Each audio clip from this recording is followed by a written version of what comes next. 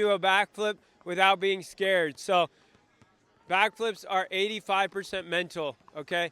So be sure to realize, like, you just got to believe you can do it, okay? If you're in good enough shape, you can do a backflip. Trust me, like, you just got to, like I said, you got to believe you can, first of all. And, yeah, you got to believe you can, and then you can do it. You can do it, trust me.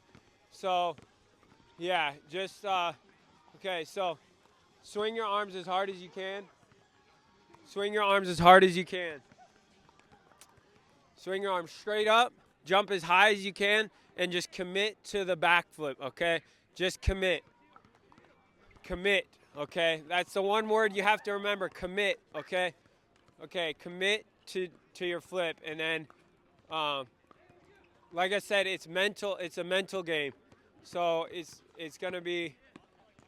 It's a mental game, guys. So you got to realize that doing a backflip is probably 70% of you watching. Most of you watching can do a backflip. Okay, it just takes the guts. Okay, so you need to believe you can. I want to encourage you, okay? If you can jump like 16 inches, I would say you could do a backflip. And you can tuck your knees, you can do a backflip, okay? So you can do it. It's going to take practice. You're going to have to fail your way to success, like Michael Jordan said.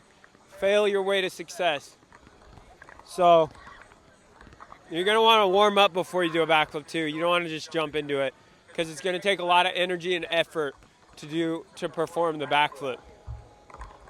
So what you want to do, swing your arms, jump straight up, and then just jump as high as you can. Swing your arms at the same time as you're jumping up. Swing your arms and then perform the backflip. Just like that. Simple, easy.